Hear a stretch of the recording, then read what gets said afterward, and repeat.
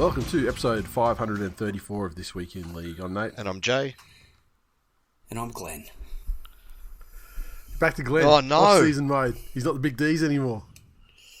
No. And I think we should start the show by saying tragic news hit our community, a couple of days ago when, certainly your hero, Glennie, one of your big figures in your life, Steve Smashmouth. Yes. Passed away. The lead singer of Counting Crows. Oh, you guys are proper fuckers. And he's gone. He's jumped into that big yellow taxi and off to that forever parking lot in the sky. He's gone to go play. The world finally rolled him. And he may not have been the sharpest tool in the shed, but from all reports, he was one of the bigger drinkers in the shed. and his liver couldn't stand up to it. Wasn't the sharpest tool, but he was the most enlarged liver. So, disgraceful. So I just thought as we start the show, R.I.P. Steve Smashmouth. That was actually his given name. And that was the name he was born with. And, they took the name to the band from his surname, yes. Smashmouth.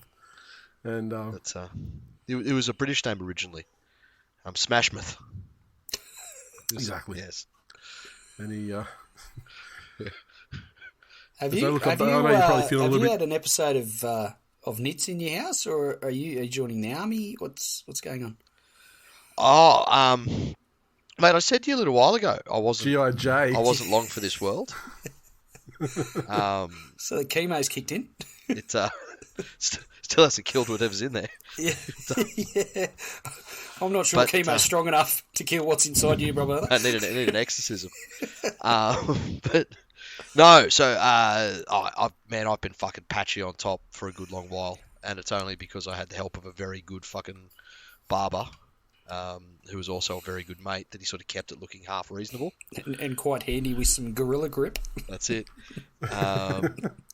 And he just pick him up, but he was very strong. He's like, you pick him up by his ankles and fucking sweep the floor with him. You do fucking Bob Ross paintings with me, but yeah. So I hadn't been able to see him. He'd been busy for a couple of weeks, and I'd been busy, and my hair was fucking atrocious, and so I made a passing remark just before Father's Day that I was like, oh god, I may as well just shave it, just be done with it. And the kids overheard it, and so on Father's Day they wanted to shave my head. So there we go. Good man. So will they take it back to like a 2 or something? Well, whatever the fucking ball trimmer that used to sponsor us is, with one of its little guards on it. So, yeah. We don't mention them because they're not paying us anymore. No. Don't use the code either because they probably still got it active there. And it fucking hurts. I'll tell you that much. Look, I don't know if Manscaped ever designed it to have 8-year-olds operating it. Probably the region they designed it for meant that they never actually tested that. I was going to say, if you've used it on the other area, it's probably been blunted by the fucking steel wool in your pants. Fuck me dead. Yeah, so. The blessing is though you've got to wonder, if it was that bad for the top of your head. Imagine using it on your nuts now. Yeah, that's it. So, but the kids loved it because I rocked up to the games. We had 2 games on Saturday, and they all thought, because it was the last game of the round heading into finals, so they all thought that I was going super serious. And I'd cut my hair because it was finals time. So it was good. Yes, not as exciting as some finals. Yes. So, D's, please, let's take us through the recap. Well, motherfucker, you were there. Why don't you take us through the fucking recap? Look, I mean, oh my god! After all this fucking bullshit about RLPAs and no post-game interviews, we get the chance to have our first post-game interview, and Glennie wants to fucking strike. So we go. Fucking hell! So I went for a trip up the mountain, and it was lovely weather, hot weather up there. It was.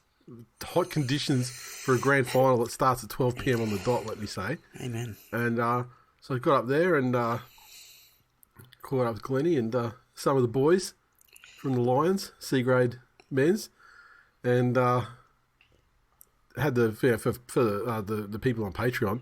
I managed to find a vantage point and set up, and I had a very successful live stream for the entirety of the game. It held up beautifully and looked great. And Toowoomba interwebs. Got to see a lot of shit in 4K. For example, the first try scored by the opposition, where the cunt right in front of me fucking dropped it and it got given. And I couldn't believe my fucking eyes. Ordinary, but then also there was other things, like other self-inflicted wounds as well. Like, when the gentleman whose name I don't know, inside of Glennie in the second half, when they were down by five tries to 4. I feel like he's been a bit hard. It was a simple draw and pass to put the diesel in the corner to tie the game up, and instead he's hogged it and fucking gone the dummy and got tapped. So, look. So you know what? Did you get the penalty? Did you get the penalty that I gave away? I would have got the whole fucking thing. I mean, I went when I got home, and I had some stuff to do. So, like later that night, I went onto YouTube and because you usually download your videos from there, and it was still processing. So I left it a day or two, and then yesterday I went in and it was all processed, and so I downloaded the lot. So I haven't actually been through the footage again since, but I've downloaded the whole 44 minutes or whatever it was that I was recording. Plus I got a bunch of other videos that I did on my phone, before and after, like when you were warming up and. The tunnel run and that was fun. All the rest of it, and then some great footage after the game as well. So then I've basically just got to trim it all up and throw it together, and then I'll go through the game and pull out some of the highlights. And look, it was a fucking fast game. It was a fast game in the heat. Saints came out. They started pretty strong. I thought we defended reasonably well in the first half. Goofy, who dislocated his shoulder in the semi, and then I'm not sure there was a great deal of strapping involved, but there was a fuckload of endone involved to take the edge off the pain. Was it a vigorous touch or no going for a try? Dive with both arms outstretched and he's hit the deck. No. Popped it out at the front. Not how I did mine. But played a week later and was still defending in the middle, basically defending with one arm. Scored a try, catching the ball with one arm, and fucking just fell to the ground to ground the ball, which was fucking amazing. Also popped it out again when he was diving as well. So he said as soon as he sort of dived and started the motion, he immediately regretted it and then realised how much it was going to hurt when he hit the deck. So, so that was fun. We also had the fat controller, Walshy, my big wing counterpart. He did his hammy.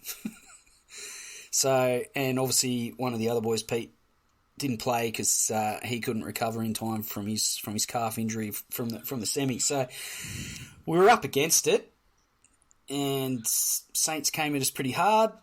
It was fucking hot. It was a fast game. But all in all, I thought we gave a reasonable account of ourselves. Certainly not the best we can play. The last time we played those guys with a full squad, we beat them 11-5 in the regular season. So to go down 7-4 in a grand final was pretty disappointing in that regard. But still proud of the season and good to be part of the team with a good bunch of guys and obviously far better touch players than me, which I appreciate being part of the team. And a lot of the boys jumped into the TWiL Nation group after the semi-final and probably got a fair scope of the whole Big Diesel thing. And I have really tried to keep the podcast world and the real life world separated because I didn't want to take away from the team or the people that actually do shit, if you know what I mean, in and amongst the group. Anyway, I rocked up Saturday and everyone is calling me Big D's. Naming Mark's basically, giving the rundown of who's playing where, and is, obviously the wingers are the D's and Walshy. Yeah, so now he's actually called D's in the right. But no. But there's an observation that I had from in the first half or coming up to half time.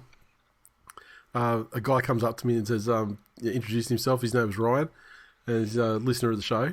Toowoomba local, just came down to watch the Big D's because he, but he also had cousins and nieces and stuff that were playing touch as well. Yeah, so he knew where he had to be for the Big D's grand final, and there was a woman in front of him who turns around and says, "Oh, what are you doing here? You're here to watch whatever, relative whatever."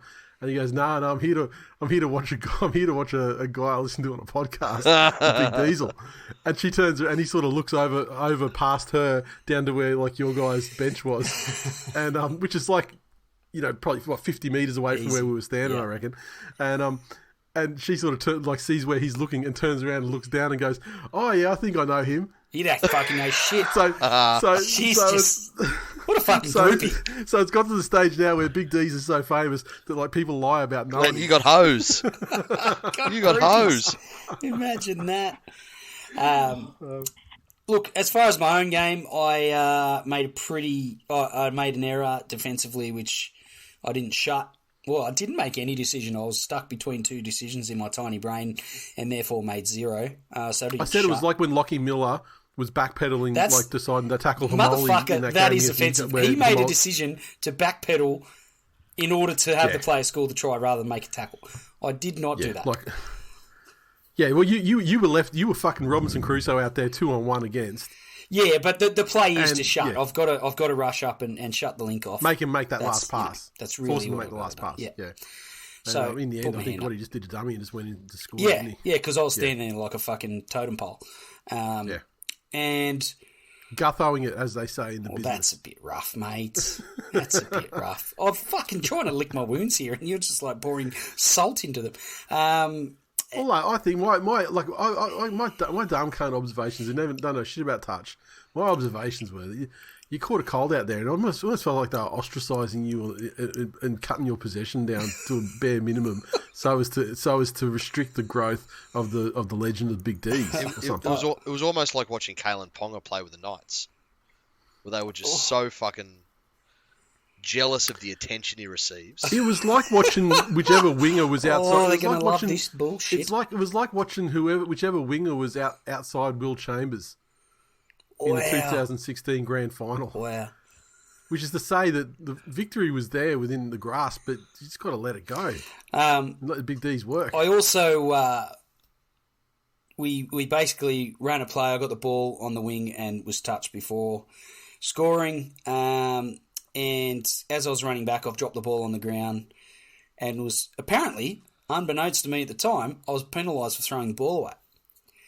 So I've got back to where I thought was the onside position, looked up, and the opposition player is running directly at me because he's been given the mark to tap from, and therefore I'm offside. And one of the boys from the box, Luke, was quite correctly telling me, "You've got to be quicker there. You've got to get back." And he's 100% right, but I have two points to make. One, I only go one pace, right? I can't go any quicker than that. Two, at that point in time, I had absolutely no fucking idea what was going on. I didn't realise that a penalty had been given because I was focused on getting my ass back onside, what I thought was onside. And I look up and some cunt's running directly at me, about to run through me. So that was a little embarrassing, but in the end, we probably deserved to win the game, I thought. I thought we just made a few errors, probably panicked a little bit, and obviously overall, some injuries didn't help. In the general play, it looked like they were actually clearly better than you on the day. The areas where how you kept it close was like your goal line defense was fucking ridiculous. Like they would roll down so easily. It felt like they were rolling because they just kept turning inside.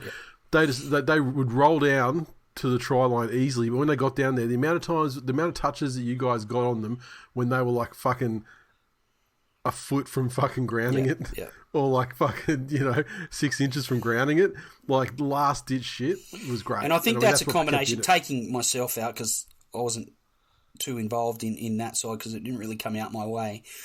But it's probably testament to some of the experience in the side, and then when the younger boys are on the field, they're just that quick because they're so young. So they're making touches, which I thought we were coming back, or we come back quite nicely. Obviously, Saints. Yeah, it was 3-1 at half time, and then you got back to 5-4. Yeah, and Saints started to tire about midway through that second half, and the younger boys, Alex, Ryder, Dino, and some of the other guys there were really starting to make good inroads, and just as well because some of the older blokes were starting to blow a little bit, and it was fucking hot.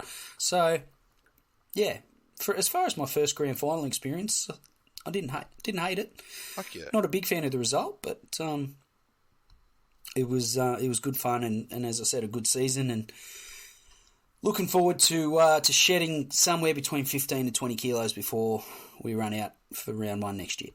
Nice. That was the most impressive part. Like literally within 10 minutes. I mean, you did have an alcohol in your hand when you said it, like so you'd had enough time to go and get some booze, but like literally within sort of 10 to 15 minutes after the game, you're like starting to plan out what the preseason looks like, and prep for next season. Yeah. So, look, the big diesel probably needs to run on some more efficient fuel, if I'm honest. And look, we know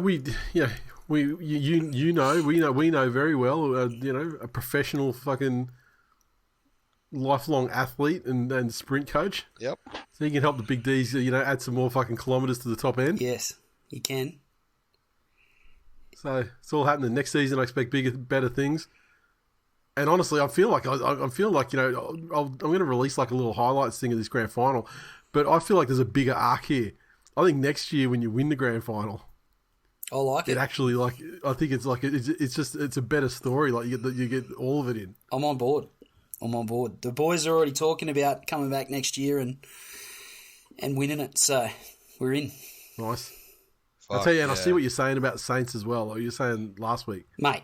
You should have stayed for A grade because Saints obviously because they weren't in it, right? They got knocked out last week. It was the first time in 10 years they hadn't played in the grand final.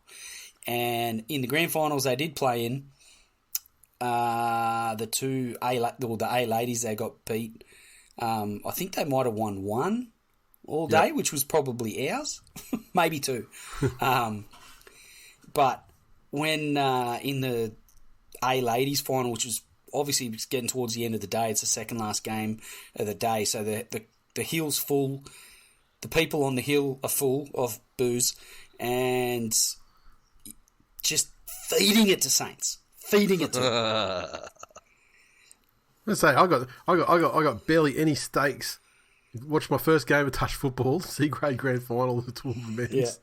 I was telling the story about how you pointed out the president of, or one of the people. Ryan to come on. He pointed out the president, this woman, this blonde woman who had her hair in a braid, who was apparently the president of the Saints, and she was sitting probably 10 meters in front of me on the hill, and she would jump up and dispute every try you guys scored in the second half. She's jumping up, disputing it, and like complaining. And so on the live stream, there's got to be like at least 5 situations where I was going, "Shut the fuck up, Elsa! Sit down, Elsa!" and shit like this. So, I don't even know this bitch. I just knew that she was the other one. She was the other side. Good. So good.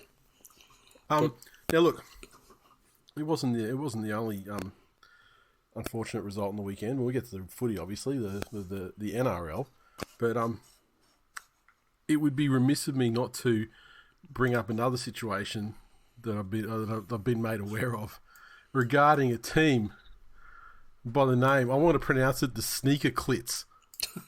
And does this mean anything to you, stepdad?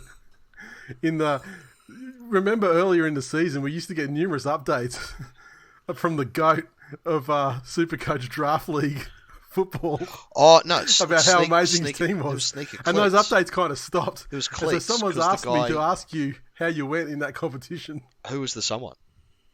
Well, yeah, that's let's get the story first. Let's just say it's probably the person that fucking won. Yeah, that's it.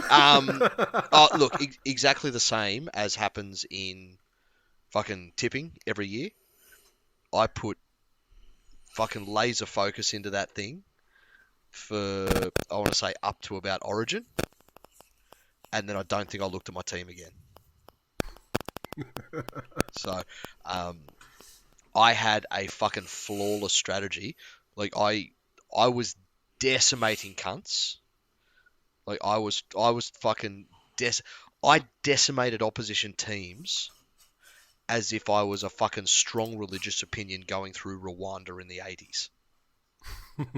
That's the fucking level that I left in my wake.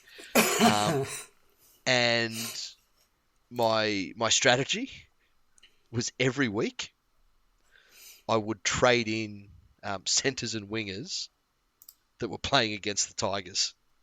So every week, that was dead set my fucking strategy. And I was blitzing fucking everyone.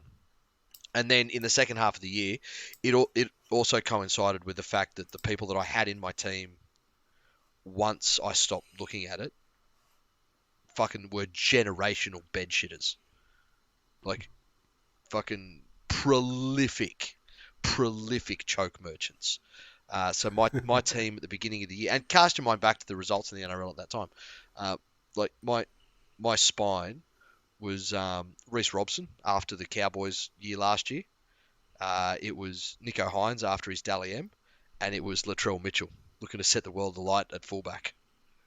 So they all had great starts to the year, but then after Origin they were busted. So no, my team got about as much attention as my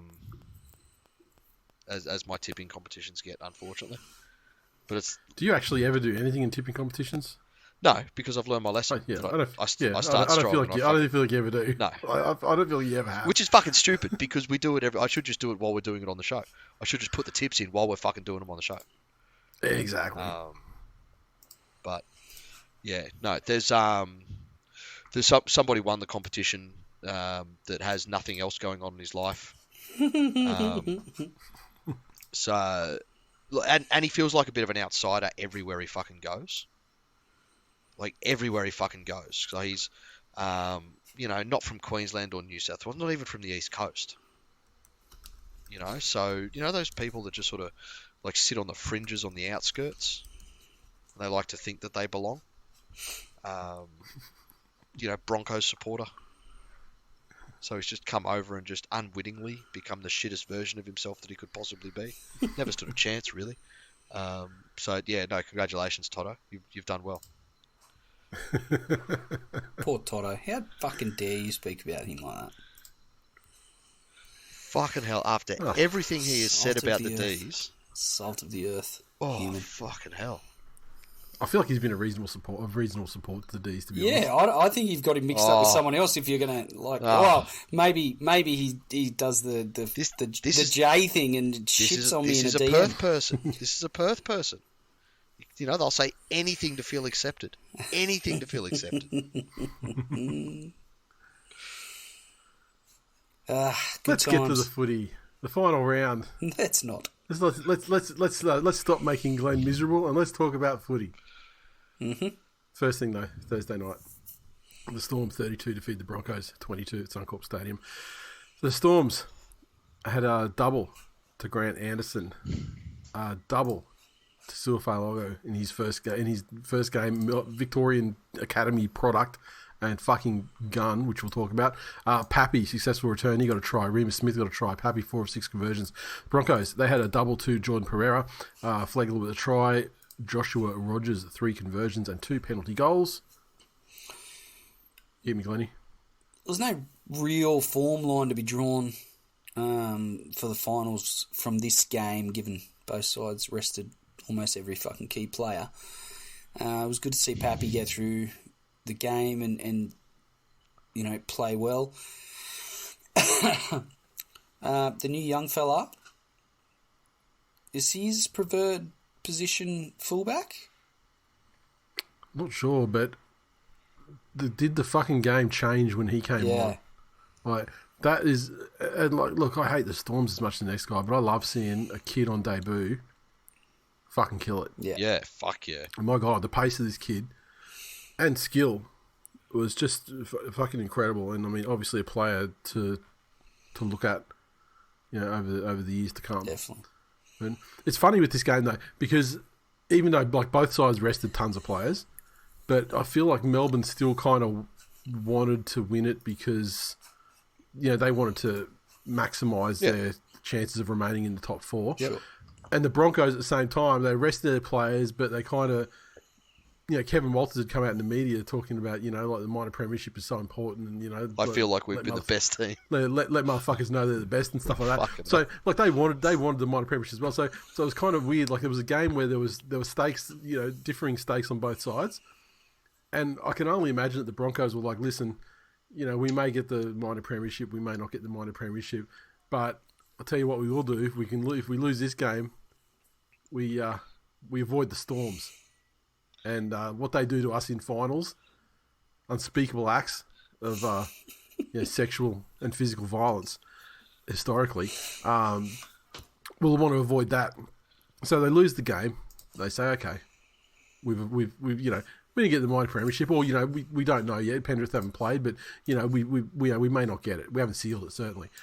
But what we have done is we fucking dodged the Storms. That's it. Wrong. And then for the whole thing, for both aspects of it to fuck up on them, is just tremendous.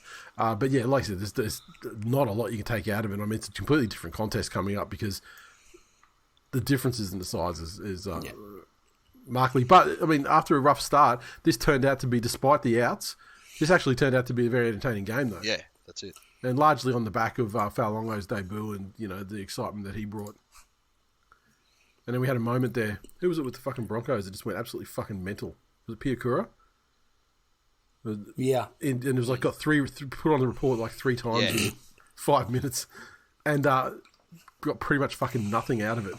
I think it was like three fines from 3 reports. Which is an interesting thing, and I wonder if this will be looked at.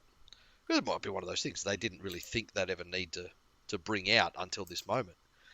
Is that all the talk about, you know, previous offences or you know, similar offences in the rule book by the actual terms or the fine print of how they govern it, it talks about prior games, incidents in prior games. It's not any incident prior to the one that happened. Yeah. So you can fucking clothesline 10 people and get 10 fines. You would never want to do it again. Yeah, as long as you keep him down, like, you know, below a certain charge level. Yeah. So you're not like doing something that's going to get you fucking completely rubbed out or whatever. But yeah, exactly. So. Interesting. Yeah, the outcome of this game doesn't matter in the grand scheme of things. It might matter a little bit to Broncos players. It matters fucking tremendously to Broncos fans. Oh, doesn't it? It's a real thing. Yeah. There is a legitimate fucking vibe of terror. Yeah. About this time of year, facing the Storm at their own home. But even then, this narrative that after the Storm, like, fist them, that they'll just get bundled out by the informed Knights. Yep. So, hey, look, that's some manifest. Shit. You fucking manifest, Broncos fans. Look, at this this season and postseason, I'm just a connoisseur of the chaos, and the most chaotic results are the ones that I get behind. That's it. And so this was a great help to that. it's just teed one up for me this week. I love it. Right, the mighty Manly Seabs Eagles 54 ended their season on a high, defeating the West Tigers 12 at Brookie. 54 to Manly, tries to double to Kohler, double to Saab, Cherry Evans, Bullimore, Hamoli, Olkladu, Jakey in his 200th game, Ray Vanger, and the debut try, the first try to Gordon Chan Kum Tong. Cherry 7 of 10 conversions to Tigers. Gordy. You just said Jordan. Gordon Chan Kum Tong. You said Jordan. Listen to it back. I didn't. I was like, motherfucker, you talking this prick up. You don't even know his name. Can't even pronounce his name properly. I don't have to listen to it back, motherfucker. Tigers, their 12 came through tries to Appy and Kapoa. Appy 2 conversions. Glennie, fucking justify your existence. Justify shit. A fucking sorry end to a sorry season. Orange furry fleshlights. Yeah. Presented themselves Every bit of it. at Brookie to be absolutely fucked. And they were fucked. Found a good use for the cum tongs. Use them to put the fucking Tigers in the bin. I love the last couple of weeks that the stakes have just kept going up for fucking the Manly players against the shit sides they've been playing. And disrespectful field goals are so fucking 2020. Now we've moved into disrespectful fucking penalty goals, and then we've raised that again. Disrespectful, let's just fucking get over the stripe and wait for the person who we want to score the try and give them the try. Oh, Jakey, it's his 200th. Come on down, have a try. Gordon, you haven't scored a try yet. Come on down. Here, have a try. The West Tigers aren't going to fucking do anything to stop it happening. We're scoring them so easily. We may as well just follow the action, and if you fucking if you follow the play, you'll get your try. Which, I mean, I absolutely fucking loved. I loved seeing fucking Gordy get his try. I mean, and in a fairly ordinary season, one thing, especially when you're talking about a game against the West Tigers, one thing that the Seagulls have done incredibly well is respect the milestone games for their players. This season, undefeated in milestone games. Players just need to conjure up milestones in every fucking game, and they'd be unbeatable. But look. Kohler has, by and large, become the dominant second fullback in the side. It's taken a while, and maybe he could have been helped out with his progress instead of trying to give chances to KO weeks and things like that through the season. Maybe if Siebes had have just said fuck it and gone with his fourth option, straight away, we'd probably be playing in finals. I mean, he's playing that well. Daly again, fucking incredible performance. Saab is getting better and better every week as well, and year on year. But man, the Tigers, they fucking let one in after like 40 seconds, and this game would have been 80 if Brad Parker hadn't have bombed that second try after about 2 or 3 minutes. They would have touched 80 in this game, I reckon, because that was just the combo breaker that the Tigers needed to take enough time off the clock to just fucking slow it down and stop the stem of. I've said it multiple times briefly. This season, but what a pack of cunts! Just put the whole fucking thing in the bin. Pour some fucking petrol on it, light it up, burn the fucking whole thing to the ground. Appy and Buller, the story of the season. The only two that could probably keep their heads high. But even Buller got fucking straight burned a couple of times by Saab. It's going to happen. Saab is, he's played a lot of first grade now, and he's obviously, his speed speaks for itself. I mean, is he the fastest? His Fox is the only one who probably comes close, but. I wonder. I mean, like Cole is pretty fast as well too. I wouldn't want. I mean, once again, like the old schools want you want the match race. Yeah, that's it. Yeah, especially when the players, if they're not there on grand final day, fucking give us the match race with the guys that are, like Fox and Saab and those guys. I still think Josh Folletti with his debut for the Tigers. May as well have been fucking Folletti Mateo with the amount of good he was. Poor defence. He had one strong run. Yeah. Generally speaking, I was glad to see him leave the nest and fucking realise he had no wings and just crash fucking headfirst into the ground. And have bought a better place to do it too. Jeez, you're being a proper cunt. Like, always shitting.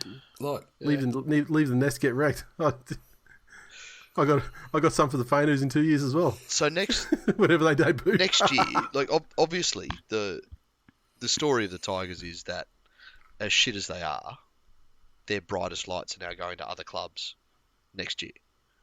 So the brightest lights, mate.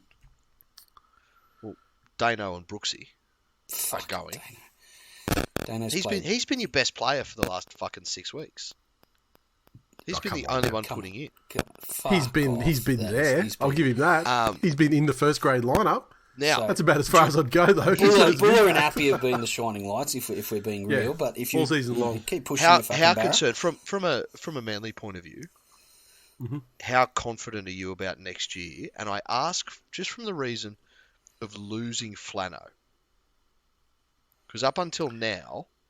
Can you tell me what fucking Flano even did? Because you got to remember, he was fucking coach. He was signed onto the Dragons halfway through the season. Every fucking day there was an article in the media about who Flano was looking to buy. Yeah, he commentates on Fox on Fox games on the weekend. I know he's on the shows through the week. That cunt did nothing, and I think they should have put him on gardening leave halfway through the season because what the fuck did he actually do? And well, there's the question: why didn't they? Why didn't they fucking... Manly, who love gardening leave more than any other club in the fucking competition, like, they fucking put Trentius and Des and all of those cunts on it. Just see you later. Right? Des, they just fucking cut him out straight away. You can't leave Des on gardening leave because that fucking... But, so you got a guy going to another club. Is there anything in the back of your head that's just a little bit fearful that maybe now you're just getting fucking Siebes unleashed? Everyone I fucking hope we do. I hope we get Siebes unleashed. This year we definitely saw fucking like a sign, even with the injuries they had, which was like some of the worst in the competition. We still got to see a look of what the best football looks like, even with the fucking with like Tommy out and like a couple of props out. And with Gordon only making his debut in the second last game, I fucking can't wait till next year. It's going to be amazing. And not only that, like the things that they're doing behind the scenes, that if we're doing a season review, fix that fucking pride shit, and like the squad. I mean, having like been to like team post game parties and stuff like that in the golden era of like 2008, 2013.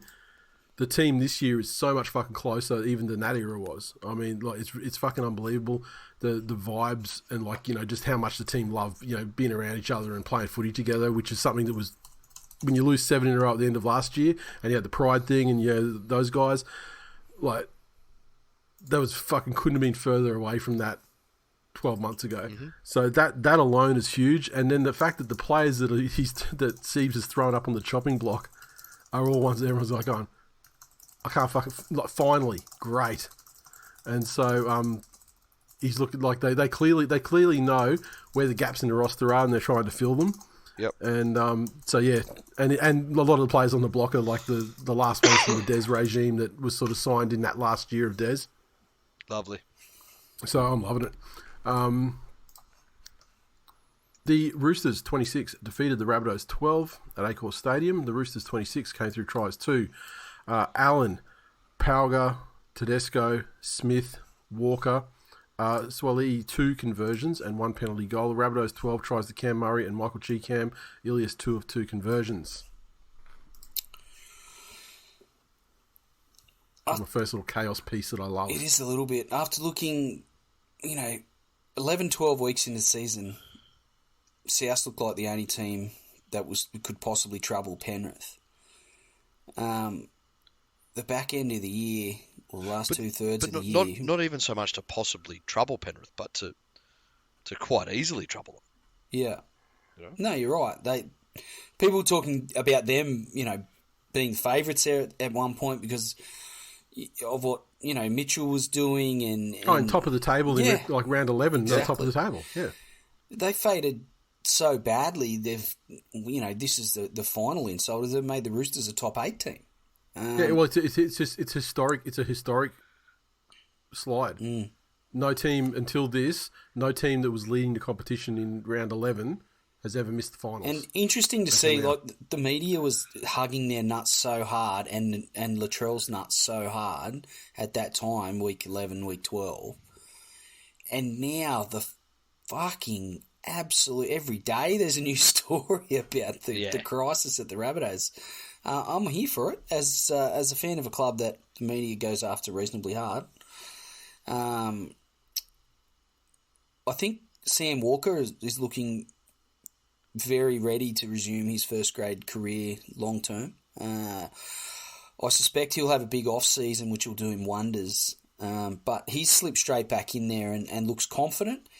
And whatever Robbo wanted him to work on, I think his ball play, his commitment in defence as well has certainly stepped up a gear from when he was dropped and played, that long stretch in reserve grade. So Yep. big year ahead for Well, him I mean, next it year. was a short stretch in reserve grade. I mean, he fucking did his knee like a couple of games in and was out injured for most of that time. Yeah, it's just a weird decision to bring him back when they did. Well, I mean, it makes Robbo look like a man of his word though, because at the time when he did drop him, he said that, look, this is not a forever thing. He is still our number one halfback and blah blah blah. And at the time, that just came off like yeah, just bullshit. Yeah, but I guess ultimately he brought him back when they needed, when it was the most critical game of the season. Yep. So if that doesn't send a message to Sam Walker, it has to. He has his trust and Yeah, I get it. But the Rabbitohs have got some soul searching to do, and I would imagine there's going to be some changes made. There already, there's already one article saying Latrell's going to be shifted from fullback, which they say. Yeah, I'll tell you. That's the rumor. Like, he's going to go into the halves and they're going to put Jack White in a fullback. That's it. Yeah. That I was just about to say. The only thing more cooked than the life. fucking Rabbits' performance this year is fucking Alex McKinnon's football takes. Like, fuck me. I didn't know. I don't hate the way idea the body of... worked was to have the blood supply in the fucking bottom half of the body and pumping that to the fucking brain, because that's obviously where he has the fucking problem at the moment. There is not enough nutrients or oxygen getting to that shriveled little fucking pea thing in his head, and he says shit like that. Fucking spare me. I don't hate the idea. I didn't hear that there was a chance he was going to play in the halves, but I don't hate the idea of him going back to centre. No, that'd be I'm fine, talking but I about thought it Whiten was at fullback. Oh, sorry. Yeah, it was Latrell to the halves and Whiten to fullback. That's what I heard. Oh, fucking God. Yeah. Like, every part of that is cool. Yeah, agreed. I didn't hear that specifically. I just heard that Latrell, his time at fullback may be over. So, which, look, at the end of the day, if he's fitter and more engaged, I think he's great at fullback. Yeah. But it's whether that's tricky, isn't it? Whether he's willing to get the fitness and the runs under his belt to I play think the fullback the way it needs to be played. He needs to find out what's important to him. He's a man who is obviously passionate about his culture. He's passionate about injustices that have been performed upon people of his culture over the years. And it's very fucking easy to tell. When was the last Legends death match that Souths had? Who was it that died recently? Sattler. That's it. Yeah, that's it. Listening to the difference in the way that Latrell speaks about that, because when he was speaking about Sattler dying, it wasn't as if he was disinterested, but you could tell he wasn't engaged. And when you've heard him speak on other issues, around the All-Star game and things like that, he is engaged in that issue. And I think he needs to decide if playing footy is what he wants to do to give back to his community. Because there are fucking thousands of other ways. He could go and run football clinics in the bush for the rest of his life and do untold levels of fucking good to youth out there. But he's not... He's not that if your heart's not in it, you can still do it, player. No. Yep. Because his heart is always on his sleeve, no matter what he's doing. That's it. So, yeah, he needs to...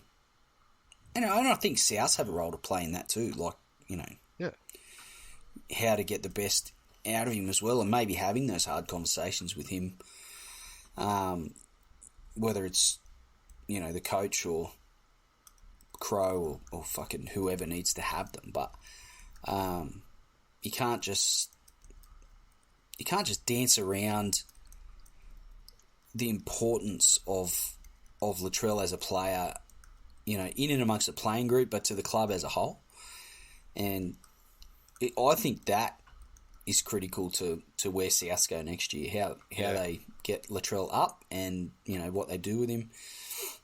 Because I think that goes a long way to to getting Cody Walker at his best too.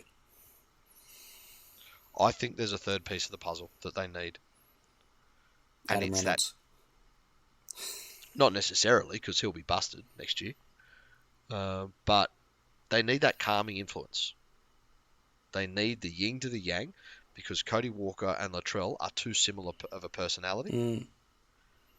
And Cam Murray doesn't. I mean, he is the calming guy, but I don't think he has like the ability to influence the temperament and mood of the team. He's the calm guy. He's not the calming guy. Yeah. That's what they're missing. Well, Jack White ain't that. No, Jack White ain't. And I think like Ilias is too junior in the side to be able to wield that sort of thing. Meditate on the sound of football makes as you kick it 8 rows back from 3 metres before the fucking try line. Just playing the sound of a football hitting a grandmother in the back of the head in row 12 of the fucking stand behind the goalpost. The bong sound. Yeah. I love it. Dolphins 34 defeat the Warriors 10 at Suncorp. The Dolphins 34 tries to Bostock, Osako, Sean O'Sullivan, Katoa, Plath, Kenny Bromwich, Osako 5 or 6 conversions. Defeating the Warriors 10 tries to Freddie Lussick, Marcelo Montoya, and 1 conversion to Adam Pompey. Another one of these games where, particularly on the Warriors side, they rested, the big guns like AFBs and Sean Johnson and so forth. Can I just put out there though? Can I just put out there that Wayne Bennett has handed the Broncos the Melbourne Storm at Suncorp. Yes. At every opportunity this year, the Dolphins have fucking made the Broncos their sons in more and more glorious fucking ways.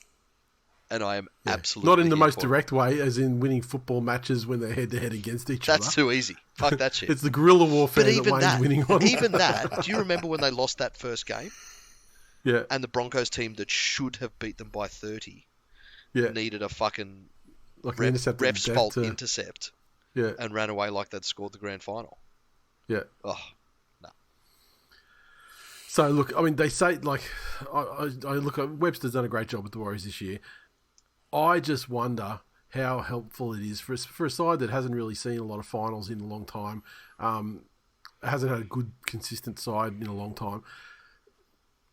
Momentum's a big thing, and I think this team particularly would thrive off having a bit more momentum. Yeah, and it's just I just wonder if it's a bit of a roadblock that he's thrown in there, or a bit of a speed bump that actually might, somewhat derail them. I think they have to earn the right to. The playing group has to earn the right to show that they're capable of being rested and coming out in a critical game and performing. As you say, it's early days for this squad under Webster to be at that point. So I'll be interested to see, how the Warriors start. I think their first 15 minutes in week 1 of the finals is going to be critical. Because the Warriors haven't been good for a month and a half. Yeah, and in that same period of time, they haven't played like a top 8 side. No. So I think they're one of the fakest teams. They're certainly the fakest team in the top 4. And it wouldn't surprise me to see them go out in straight sets. I mean, we've seen what they are at their best. Yeah. And they play an exciting brand of football that I think will work against a lot of sides that are in the top 8. But I haven't seen them produce any of that for a long time now. I'm more concerned. And then you about go and rest some players. Yeah. When they were staking their claim on this competition, they were all of a sudden these New Zealand Warriors that could hold you out for 3 sets. They could sit there and let you fucking camp and still look you in the eye. And then when you fucked up, slap each other on the back and roll downfield 70 metres in 1 set. Yep. And that's not who they've been. You're exactly right. But for the Dolphins, I think, it was a nice finish to a, as we've said a few times over the last couple of weeks, pretty solid first campaign. It looked like it was going to be a fairy tale, halfway through the season or whatever, and it hasn't eventuated to that, which is understandable.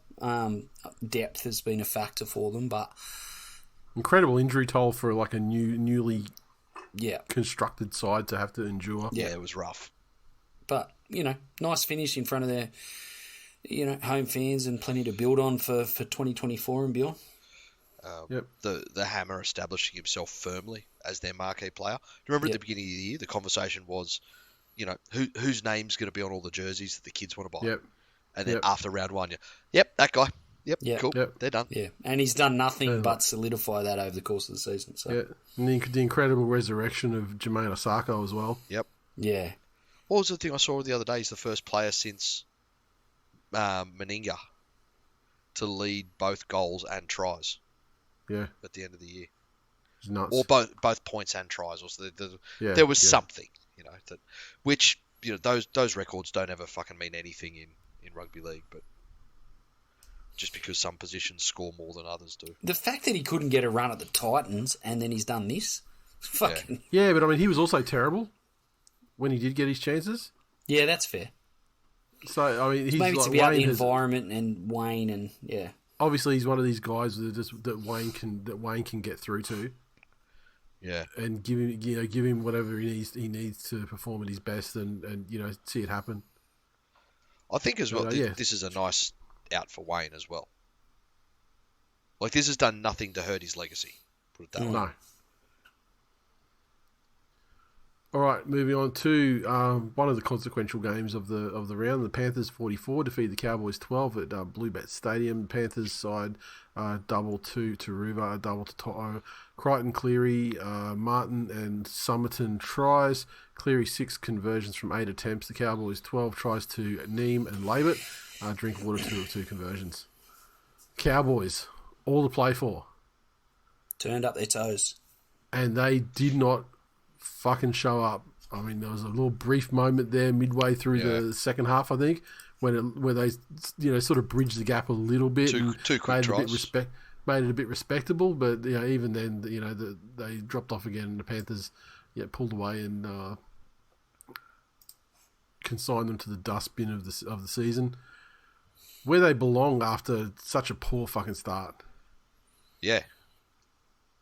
I mean, they had an incredible run through the middle there, where they were the best team in the comp for a while, for the 6, 7, 8 games in a row there, in terms of defence and attack, and they strung a big streak together.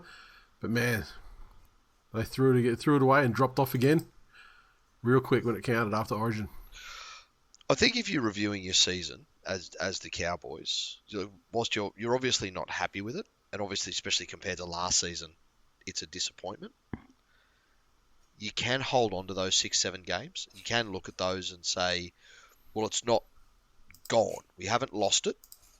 That's the form that got us into the finals last year. So it's still there. We just need to work out why we couldn't access it when we needed to. Was it the players thought they were too good? Was there something in the coach, whatever it was? But at least as a group, they can sit together and rely on those to say, no, it's still in us. I think the important thing to note here is that they needed this win to get them to make the finals, but if they hadn't have got absolutely fucking blasted out by the Tigers earlier in the season, they would have been in the finals. Yeah, that's it. Despite this. So, directly, given the massive impact in both differential morale and just a good old-fashioned ass-whipping, the West Tigers did this. They always beat the Cowboys. We do always. Time you did it. Sometimes we're a little bit more you beat subtle their entire about season to death. We're a little bit more subtle about it, and people misunderstand when I say we always beat the Cowboys. They think that it means that we always beat them when we play them, but sometimes it means you got to dig a little deeper. It's like some Kaiser Soze shit. Exactly. The Tigers are down the bottom of the table, these walking stupid away. Cowboys fans just misunderstood the whole thing. Fucking idiots. And here we are. The Tigers win again. You're welcome. Is anyone saying anything else about this? Fucking idiot Cowboys fans. No, I think you summed up my point exactly. They had everything to play for, the Cowboys, and they turned up their toes, which is really the story of their season. They had a lot to play for the first time they played the Tigers and got absolutely fucking belted, and then, feel like they redeemed themselves by beating the fucking back-to-back wooden spooners. Big deal, cunts. The thing that's going to be the hardest thing for the Cowboys to take, I think, after this game. I mean, win or lose aside, and the fact that they could have won and got into the finals, but just the fact that they just didn't fucking show up. Yeah. Like, it wasn't like they were just it was a tough game and they were beaten by the better side or whatever. They just didn't even fucking show up, and they were out of the game before they even opened up. Yep.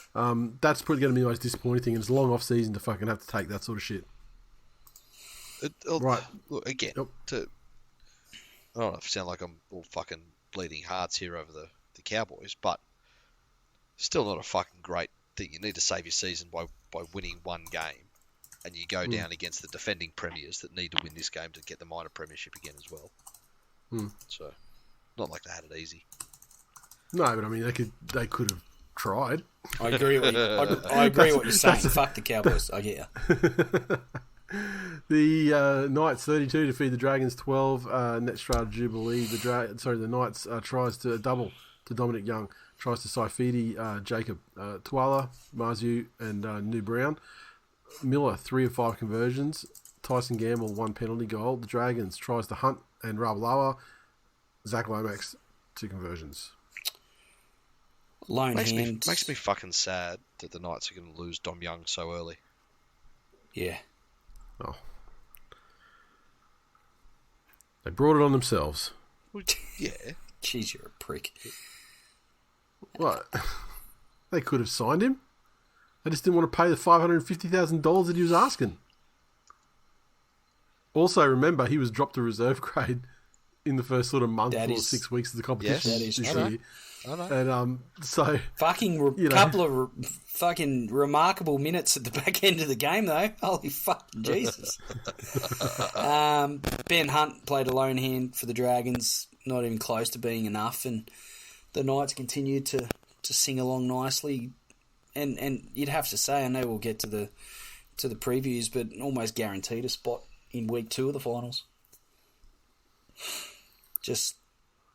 Yeah. Don't anger the footy gods by making these outlandish fucking predictions, Glennie. No, I don't really give a fuck. My team is probably already in Bali, so. Yeah. And I hope every last one of them gets fucking Bali belly. Jesus. Every one of them. Say, I hope every last one of them, except for Appy, has their boogie board packed by someone they don't know.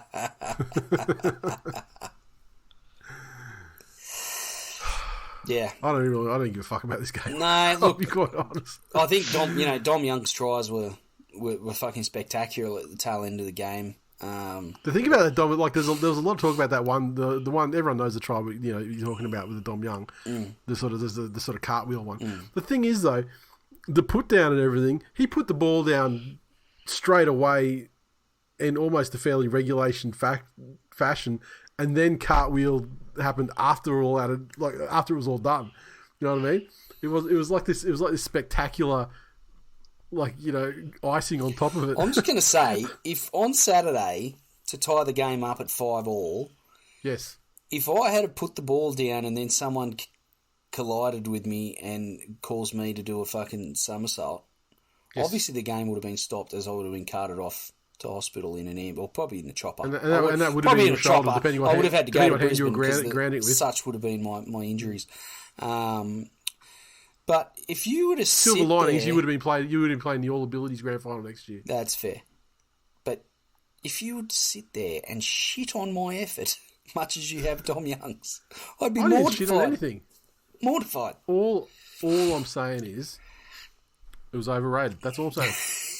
It was great, and it looked spectacular. At full speed. If you're like a dog watching fireworks, it's spectacular in that respect. What I'm saying, it was fairly regulation with some fucking. You're on one tonight. Pirouettes You're at the end of of your moods. You didn't put your cream on.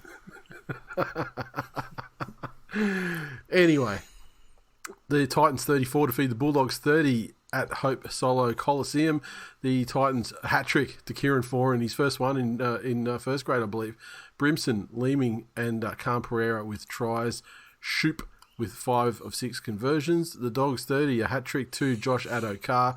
Morin and Wilson with tries. Birdo, 5 of 5 conversions. Foran, as you say, with pretty much a masterclass of vintage running 5'8" football. Just he filmed an absolute sex tape on them. He really did. Which is well within his rights to do, as it is within your rights outside of the football field, as he found out recently.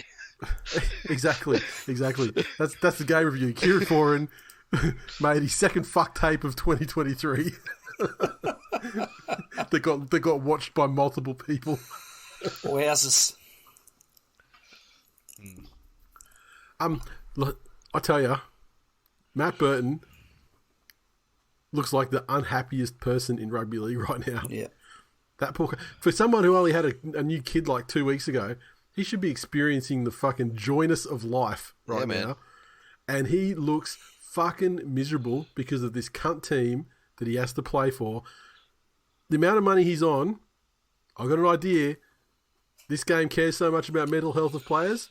How's this for fucking mental health idea? Josh Schuster, Matt Burton, straight swap. Who says no? Anyone that understands how mental health works, including Matt Burton. Getting Matt Burton around fucking little Gordy, having a great old time in the centres, no responsibility. All he's got to do is fucking throw up his fucking Birdo bomb every now and then, or pass it to fucking Garrick, or catch a pass and score from Tommy. This changed his life. This is Dragons levels of thinking your club matters. That's what this is. Who said anything about anything mattering? I am saying. Why would he want to go to Manly? I'm talking about a straight player swap on fucking. But how would that because they're both on similar health? money. Because he'll be a lot happier there. No, he'd be a lot happier playing for Blacktown because he's not going to get a start over Brooksy. You just uttering that is the same as the Dragons giving their fucking best and fairest to Rapey. Glennie, he's not going to start. He's not going to start over. Glennie's not. He's not going to start over fucking Brooksy. He's going into the centres. He's starting over Brad Parker. Easy decision. Wow. He's going to start in fucking left centre. Brad, we'd like to apologise for your mental health because you obviously let where he plays. This. Brad Parker, he'll have fun down at Blacktown. He's fucking great down there. He'll be there with fucking some. So of the now, other mates in the interest of fucking mental health, you're sending people to hang out with Aaron Woods. Oh, fucking please go on. Woodsy's going to be hanging out with fucking Hooper and fucking Warren, Bossy and all those cunts on fucking doing commentary. Woodsy's done a great job of like laying the benchmark for his media career over the course of this year on telly and stuff, and so he's done the hard yards to sort of get his foot in the door there, and that's where you'll see Woodsy. Nice. I hope he replaces Blocker. Oh, yeah. Well, but I mean, like, what about fucking Hook? While we're on the subject of these cunts. Oh, fucking hell! If you could put Hook's. Yeah, because the things that Hook says aren't stupid. It's just that they're delivered by the most boring, monotone fucking voice you've ever seen in your life. So if you could somehow AI together, like you get Brooke, you sit Hook and Blocker down, and you somehow AI together the stuff that Hook's saying, but coming out of like the clueless fucking puppy dumb enthusiasm of Blocker. Yeah. Are we right here and now rebooting the Face Off franchise? But instead of Travolta and Cage, it's Hook Roach and Blocker. Roach and Griffin. Because you get some reasonable footy nous and analysis coming out of Hook, and then out of Blocker you go, me think amazing. So. I will say one of the comments in the thread for the C grade touch, they were saying get Blocker up to do commentary, and they said he'll call him the Big Petrol. I fucking love it. So fucking true. So true. The Big Tesla. Back onto this game, though. Obviously this game no one cared about. It's great to see Foz get the hat trick. The Bulldogs, I don't know. They're a team. They're not in as much like internal distress as Souths are at the moment, I feel, but there's definitely problems there, and they've got a long off season where disgruntled players can. Yeah, there's some rumblings now about Ciraldo as well, which is ridiculous. I mean, we didn't really speak about that situation, did we, with the rest of the off and everything? No. Like honestly, I believe that it was Jackson Topine was the player. Yep. And it happened like 5 weeks ago or something. But he turns up at training late. He disputes that. But be that as it may. And then as a punishment, he has to do essentially a shark bait or shark tank, as we used to call it at jiu-jitsu, where it's just like one person is in the middle, and you just got to sequentially roll against everybody individually, and with the idea being you're under fatigue and it's fucking hard because a fresh person's coming in every time. Like, you'd get rid of one guy, a fresh person's coming in, and you know what it is? It's just fucking tiring. Yeah. It's not this giant fucking, oh my God, I've got to get out of this fucking team bullying shit. It's ridiculous. And if that's the sort of stuff Serraldo's doing, and he said in his press conference I think it was after the Manly game 2 weeks ago, he's saying, listen, there's, we got to identify there are players by their performances that aren't doing what it takes to be first grade footballers, and we've got kids in Flegg that are fucking starving to be first grade footballers. Yeah. And they're going to get, we're going to give those people the chance. Oh, but if you go back though, because I think I remember the quote you're referring to, and it was fucking beautiful the way he did it. Yeah. He said that, and this paraphrasing again, but the gist was, it wasn't so much we've got kids gagging for an opportunity. It was, we've got first graders where this is their job. Yeah. And they don't want to put in this work and this effort, and they say it's too much. But these kids get up and do weights at 5:30 in the morning. Yeah, yes. Then go to a 9 to 5 job. Then come back for training at 5:30 every night of the week. That's a heavy workload. What we do isn't a heavy workload. And that was in response to media reports that some players were spewing that they were almost like they were almost training or had to be around at the club kind of business hours. Yeah. So I think there's some absolute mental midgets and like people who are like uncommitted and mentally weak in a footballing sense, not prepared to pay the price and sacrifice and do what it takes to be an elite professional footballer. Yep. And do what it takes to make their club an elite, performing club. And I mean, Serraldo, I actually have to backtrack on him a little bit because I think he's just he's not the Trent that I've sort of said he was. He's just dealing with. I mean, and Trent, is partially responsible for building this fucking environment, but he's just dealing with an unprofessional club that's had it too fucking easy or too loosey-goosey for too long, and now he's coming in there trying to, develop some form of fucking structure and discipline and sacrifice and find the players who are willing and, able to do that to create like a successful culture at the club. And, fuck me, he's got a lot of work to do based on this shit. Doesn't he what? Man, we've had this conversation so many fucking times over the years that the big thing that's missing for me in a lot of these clubs is professionalism. And it's down to, like, if you look at elite sports people in other codes, especially in other countries, it's frowned upon to drink during the season. Do whatever the fuck you want in your off season, right? But during the season, everyone's on a nutrition plan. Everyone's on a training and rehab regime. That thing you're used to seeing now where there's footy players, they're injured and they're in the pub drinking. Yeah. Like it's fucking basic knowledge now that alcohol consumption stops the body's recovery process or hinders the body's recovery process. Yeah, inhibits, Yeah. So if you're hurt and I see you out there doing that, then to me that says you're not willing to do whatever it takes to get back on the field with us. Yep. And the Bulldogs just fucking reek of that. Yep. And I expect that there'll be, the fallout hasn't fully been, finalised or felt yet, but I would assume that there are going to be players, potentially half a dozen players that mysteriously, find themselves going to England or whatever. Final game. The Sharks 24 defeat the Raiders 6 at Reclaim Australia Stadium. The Sharks 24 tries to Ramian, Trindle, Williams, Mulatalo and Katoa. Trindle 2 of 5 conversions. The Raiders 6 try to Jordan Rapana, conversion to Jamal Fogarty. Mm-hmm. And this was an interesting game that the scoreline didn't, really, I think, paint the entire picture.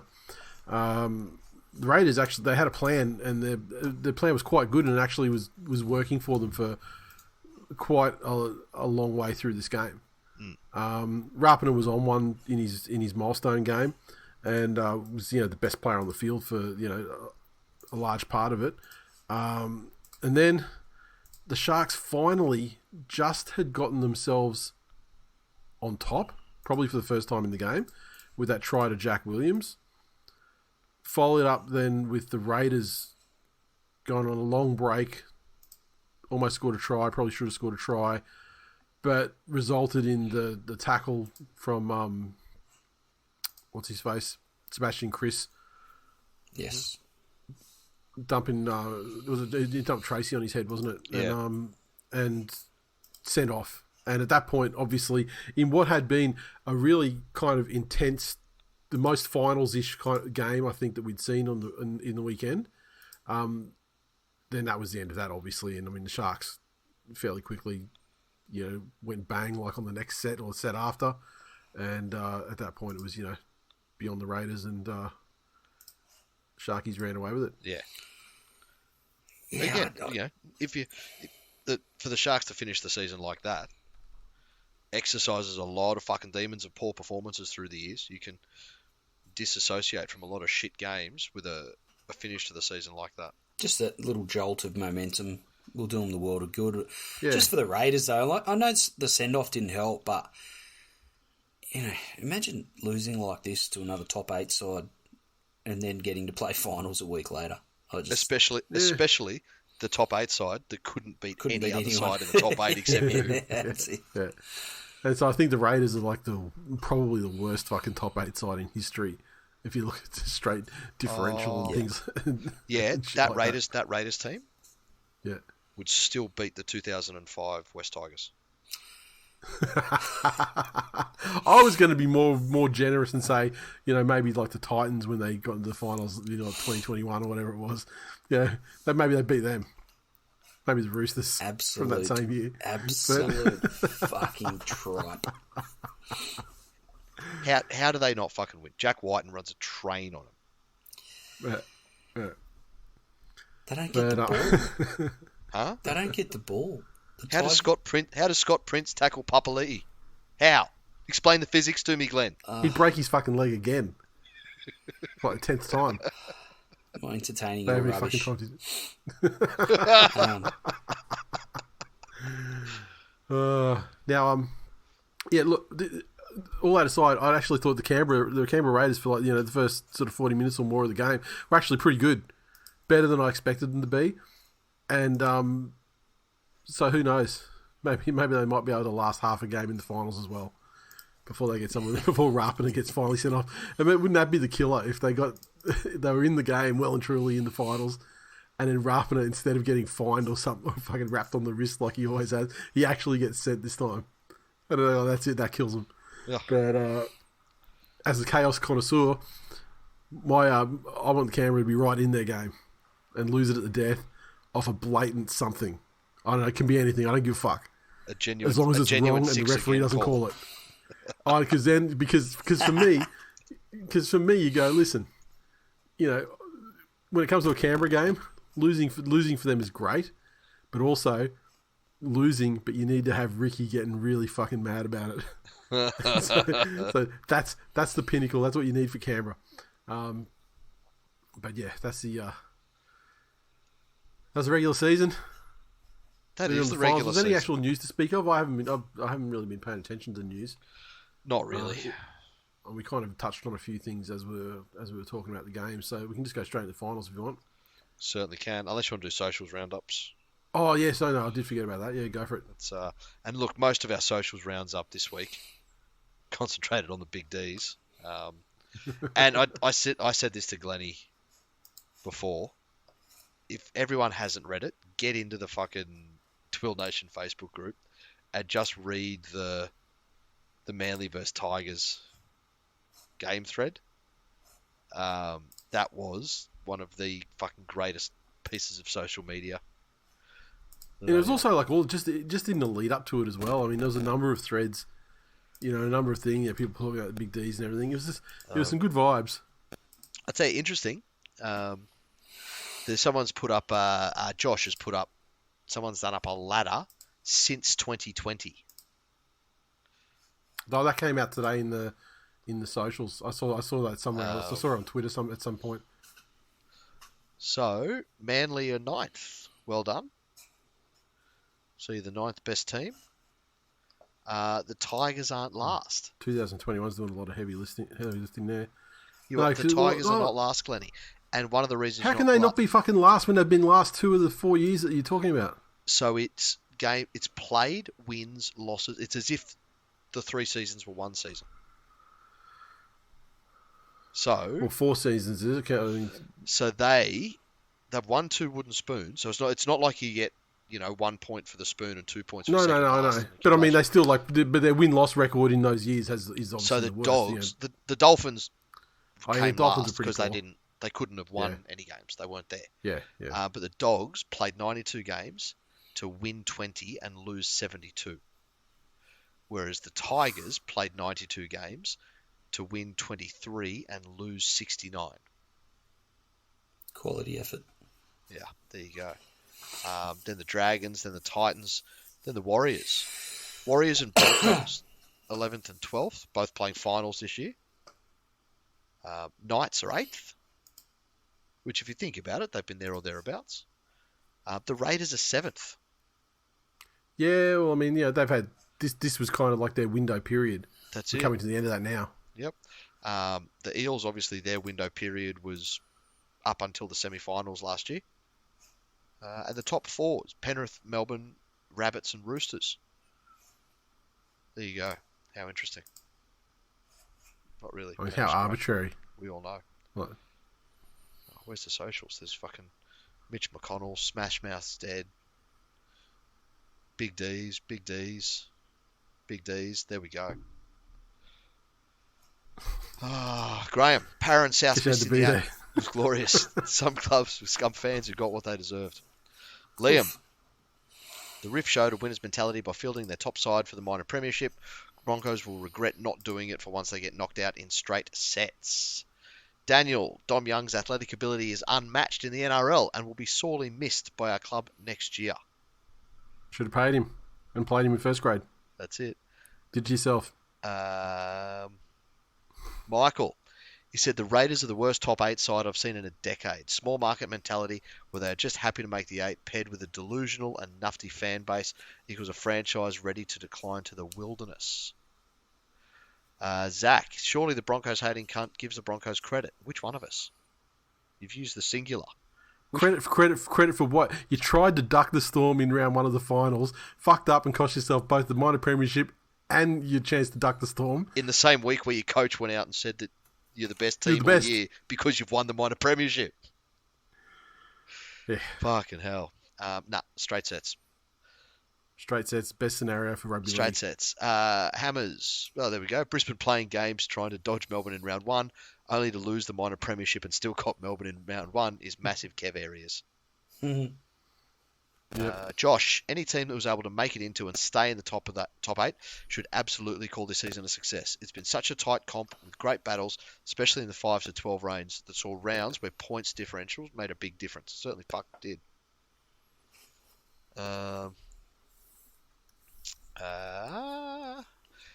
Timmy McIntyre said Dolphins definitely impressed. Eels most disappointing. There you go.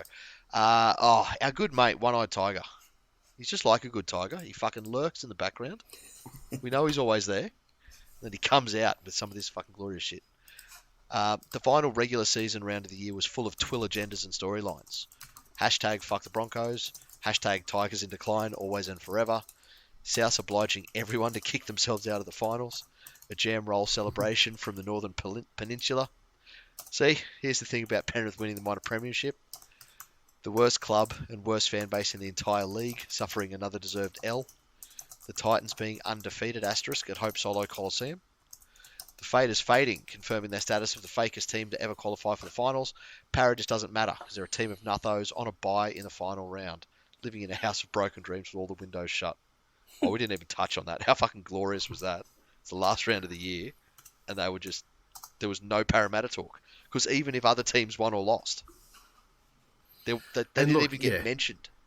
Yeah, and the thing about that is it's going to be everyone's turn at some point, because it's like the team that misses Magic Round. What the NRL needs to do is actually apply some stakes to it. Like, if you get the spoon, you miss Magic Round, or if you blah blah, if something, some sort of thing. Like, if you don't do this, then you're in the running to miss that. which would be great. But I'm not sure how they'll do it. But or if it's going to be like because it's in Brisbane, so I mean, let's face it, the Broncos are never going to miss Magic Round. Yeah. But and that probably by extension Titans and Dolphins as well, I would say. Yep.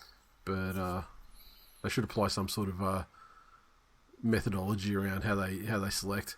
Yeah. Liam, okay. Liam, sorry, he said the Father's Day present was tickets to the Dolphins' last game. Great atmosphere, great crowd. Hope we get a Waratahs versus Broncos final. And then Josh finished off. He said, "Real talk, the Cowboys winning the premiership over the Broncos was the best thing that could have happened for the North Queensland region. If the Waratahs get to the final and win, it'd be fantastic for New Zealand Rugby League." That's it. The Waratahs? Warriors. Oh, that was shit. Fucking that was shit alone is reason for them to go straight sets too. Frankly, one of the worst fucking things ever. Ugh. And I believe I said it I think I said it in the group under another thread.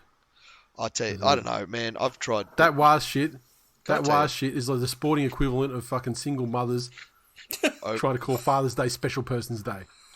Oh, I thought you were going to say using the term "mama bear" or hashtag. Well, I thought you were just going to put a full stop after single mothers. I was like, wow, that is fucking brutal. Can I tell you? Like it never ceases. They got Mother's Day. Glennie, the stereotypes. Fucking Father's Day as well. The stereotypes. I was with my boy. M's kids were with their dad, obviously on Father's Day because it's the right thing to do. And we'd been out and had a lovely breakfast, and we needed to pick up some stuff at Rebel on the way. Right. And so I'm in Rebel. It's Sunday morning, Father's Day. Everyone's fucking happy. And then in the store, there's a bunch of people wearing fucking Warriors jerseys and this. And we're going past and we're tapping, and I'm like, you guys, get the Broncos for us in the finals. Yeah, we. Da-da-da. And they, oh, yeah. Da-da. And then we come across a bloke, he would have been 60, 65, wearing a Panthers hat. Okay. Right? And so I've just, gone past him. I've gone, mate, you reckon the three-peat's up? I reckon we can do it. And he sort of shakes his head. And I go, who's going to stop us?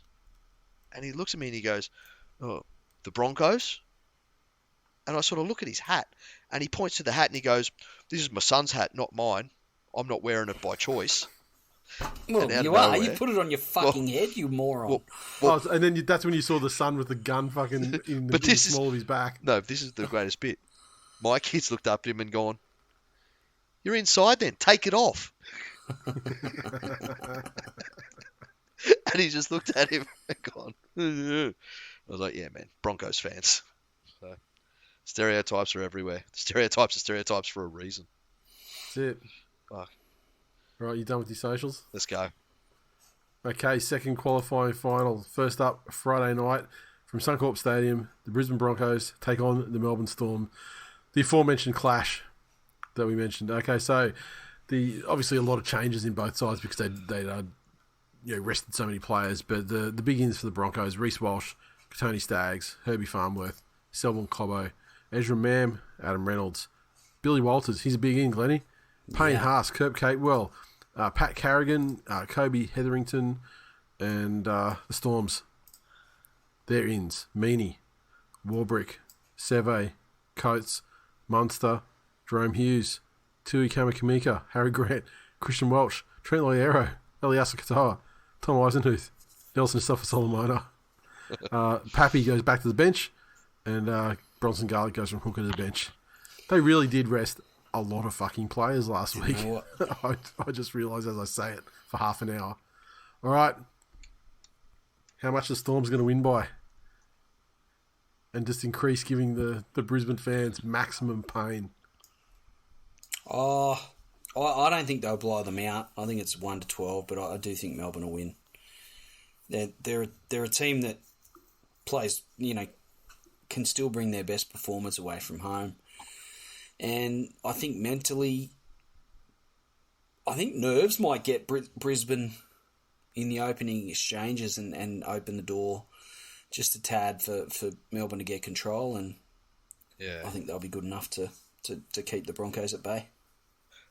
That is the operative word, control. If Melbourne are going to actually roll Brisbane, then their big guns need to do it in a controlled fashion. And I'm talking about Munster, I'm talking about fucking Big Nelson, those guys that tread that fine line between, exposing some errors and fucking things up royally. Need to really get in and do their job properly.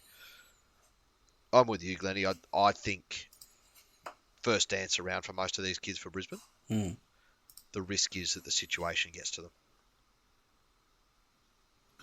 I just think Ezra Mann, Reece Walsh, Staggs, key guys. Billy Walters is as mentally fragile as you're going to find. Key guys in a big game against experienced and battle-hardened opposition. I just think the first 20 minutes for Brisbane is going to be critical, but if they start slowly, then the crowd's going to have to get into the game early for Brisbane to have any chance of getting control in that opening 20 minutes. But I think Melbourne will win. Yep, I agree, and also I hope the first qualifying final, first v fourth. Panthers take on the Warriors, Bluebet Stadium. Panthers side, Somerton's out, Garner's out, Mitch Kenny comes back in and along with Sorensen. The Warriors, okay, once again, big rest for them. They're bringing back in Nickel Klukstad, DWZ, Sean Johnson, AFB, Wade Egan, Jackson Ford, Tohu Harris and Jazz Tavanga. Josh Curran moves from second row to bench and Dylan Walker moves to the bench from lock. You take this one, stepdad? It's almost the reverse of the Broncos. I think the potential benefit here to the Warriors is the occasion. These guys have been riding some pretty fucking hefty emotion for a lot of this season, and especially drawing on what they went through when they were here for COVID and what that did to them and allowed them to do as a team. I think they're really going to get in and just knuckle down, and if Penrith are going to come in and expect to just blow them off the park early, they might have another thing coming, and that's the risk to Penrith is getting there and not underestimating, but I guess maybe overestimating their own chances in the opening exchanges. They need to understand that the only times they've come off the boil this year was when they went away from that absolute fucking certainty that they were a better team over 80 minutes and tried to rush things and tried to get things without earning them. It never goes well. It leads to errors, and you can't put teams in a position where you're gifting them any sort of field position, especially in finals football. I still expect Penrith to win fairly handsomely, but they're going to need to be fucking switched on all the way.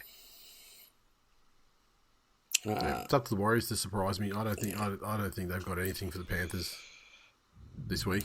I think the fairy tale fucking takes a fair old beating in this game, and Brisbane will become Penrith will become Penrith.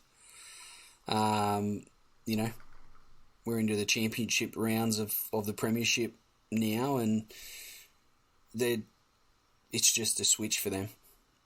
And I think they'll be at their absolute best, and they're at home. The crowd will pick them up from minute one, and they'll be too good, way too good. The second elimination final, 6v7, Sharks versus Roosters. This one's happening at the zero capacity Reclaim Australia Coliseum, and boy, don't the fucking Roosters fans have the shits about that. Maybe that's the discussion we can have while we're talking about this game. Oh, fuck it. The home game policy. Maybe win more games. Hey, look, you're singing straight out of my songbook. The Sharks, unchanged from last week's winning lineup. The Roosters, Corey Allen is out. Joey Manu returns, which is a big in, obviously. Egan Butcher moves to the bench. Fletcher Baker moves to the starting side. Tough one, this one. I favour the Sharks at home.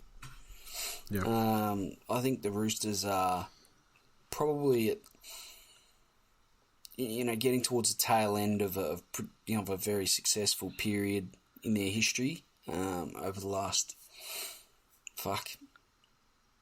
probably 7 or 8 years, and they're going to have to lift to a level that they haven't really shown consistently that they can get to this year.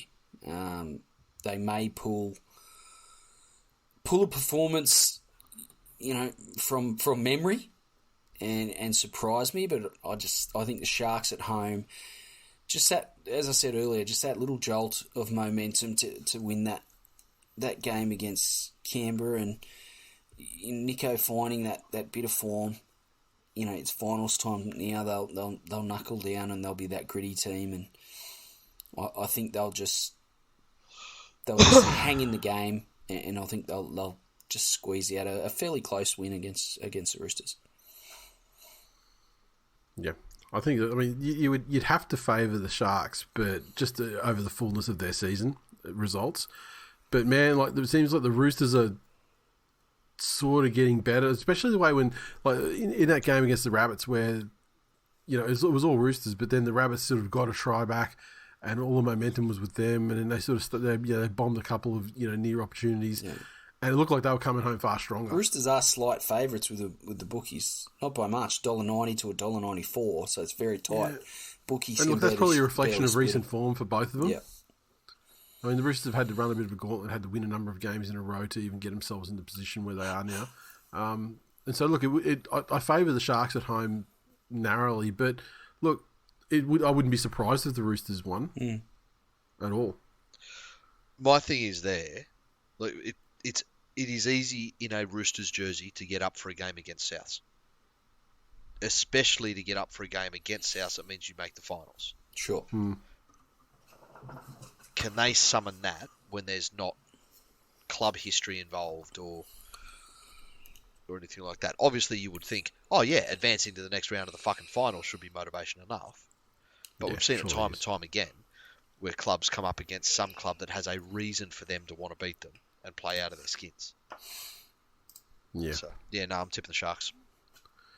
And finally, the first elimination final, 5th versus 8th. Knights versus the Raiders. This one's happening in Newcastle. The Knights side, they're bringing back in Kalen Ponga, Dane Gagai, Jackson Hastings, Phoenix Crosland, Leo Thompson, Tyson Frizzell, Lachlan Fitzgibbon, Kurt Mann. The Raiders side, Sebastian Chris is out, obviously. James Schiller comes into the wing. And that's it. Sebastian Chris is on death row for murder. I've said for a couple of weeks now that Newcastle in a home final, in the bottom half of the 8 is not a team with the way they've been playing over the last couple of months and the momentum that they've built is not a team you want to face, and the Raiders in stark contrast have limped into the finals at best, and I expect the Knights to have a fucking day out at home and blow the Raiders off the park. I would agree. Yeah. I think the Raiders can do something similar to what they did last week, except for much less length of time. Yep. I think the Knights will knock their resistance down pretty quickly. And I think once the points start to flow and they start to get on top in front of a crowd that's going to be fucking frenzy, like they were in that game. The week before, the week before last. Who was that? Who was the nice player? Was that Sharks game? Were they playing at home? I can't remember. And that was the home fans getting to enjoy something after years of loyal service through some incredibly bad times, including probably the worst fucking side of the NRL era in the mid 2010s there, where they got the 3 spoons on the trot. Right. And that there's all that kind of outpouring that's happening now as a result of this finals run. And so I think this game, they're fucking specials. Yep. And like I said earlier, I mean, if it can remain close enough and if they can win it over some bullshit, just to fire out Ricky and just get a spicy final presser out of him, Yeah. then great. But yeah, I think I've got no doubt the Knights will win. What are you talking about for favouritism on that one, Glennie? I mean, surely they must be the shortest favourites of the round, I right? don't know about shortest of the round. Definitely short. $1.20 to $4.60 for the Raiders, which is fair indication. In a of the finals, in difference a between the two finals teams, fucking situation too. It's just I'll tell you, you know what would be fascinating to measure next year? Just tip every bookie's favourite and see how you fare at the end of the. Yeah. Just like start with like $100 or something like that. And No, like literally, like we'll do it next year. You know, Right. I'll do the tipping because I don't do tipping. Yep. And Glennie just tell me every bookie's favourite and I'll tip them. Yep. I like it. We'll see where we finish at the end of the year. Sounds good. Do you see the other article that came out about the poor gambling industry? I did not know. So remind me. Some fucking flop that works for gambling or is involved in gambling. Where is he?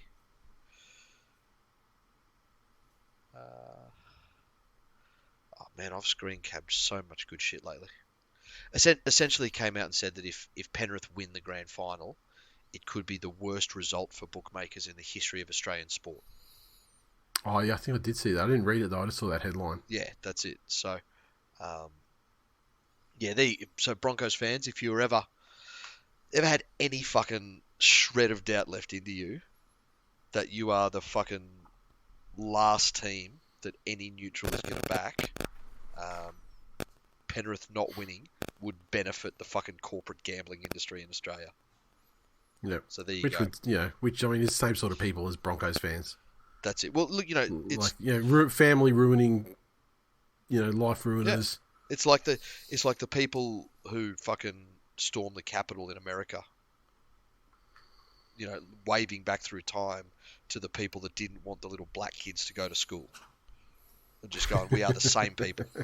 We're the same people. So, fuck yeah. I think Glennie just fucking disassociated then. You missed last week when he was, there was about 20 minutes to go and he's announced that he was getting tired. And I just started taking screenshots of the fucking Skype screen for the next 20 minutes. He was doing Steve 100 first day. He's like doing these. Oh, man. Man, my eyes were burning. I've missed screenshots. Because these days there's the old fucking copy and delete. There's some fucking gold ones in there. And some interesting facts. Did you know that chronologically in history, a Tyrannosaurus was closer to an iPhone than a Stegosaurus? Really? Yes. There you go. There you go. Fucking, and it would fucking take... cartoons have fucking lied to me. It would take that long for the 2005 West Tigers to not be the worst fucking finals team in the history of the sport. And that is full time for this fucking episode of this show. 5:30. It's 5:34, Glennie. It is full time. Now I'll tell you, I've been fucking around doing a new website in the background, and on that new website is a shop, and on that shop is the long-awaited, often requested TWiL footies. Fuck yeah! So, what I'm doing is I'm actually, if you're a patron, log into Patreon and you can get access to them basically from the time you're listening to this. And then I will flick the site over at midday. And that's when everyone else can jump in. Limited quantities. When they're gone, they're gone. Some styles more limited than others. So if you've been one of those people over the years that has requested a TWiL footy, now's your chance. We have mini footies and we also have like match size footies. So they're awesome, as some people would attest. They saw them up at the Big D's C grade grand final on the weekend. Fuck yeah! Had a kick around with them. Quality. And they're quality, exactly. They are quality, and they're ready to ship. I have them now. They're ready to ship. So you make your order, and if you're a patron, there's just look in Patreon as well, because there's a discount code if you want to like double up or get extra ones, or if you're on a tier that gets like the mini footy and you want to get the big one as well, go for it. There's a discount code, and you guys have got first crack. Spoilers. Mini and full size footies. Yeah. What? So yeah, I'm giving that information to people now, and midday, is I'll flick the site over, so thisweekinleague.com, and then it'll redirect to the new site where you'll have the ability to finally purchase the TWiL Nation footies. Fuck yeah. Only pump manually. Yeah, well, Good advice. What are we talking about? Watch the PSI. Yeah, don't pump the mini ones over like about 8 PSI. Don't use mechanical devices to pump. Yeah, don't go to the servo and pump them up. I'll give you the tip. That'd be even worse idea. Don't use a fucking compressor. So yeah, that's it. Anything else anyone wants to say before we pull the pin on this one and send Glennie to bed? I'm done. No, I just want to say, like, as some fucking real talk, that Toowoomba C grade fucking thing is legitimately why I fucking love this thing so much. The way everyone got around Glennie from a fucking absolute position of love. It's the most Dairy Queen thing I've ever seen. It was great. It was very much appreciated. Fuck yeah. All right then. So on that note, fuck yes. Pull the pin, and I guess we might. Are we going to do a members on one of these finals games? Oh yeah, we probably should. Yep, we'll pick one. And, throw it out in the middle. Cool. All right. See ya. Boys. Bye.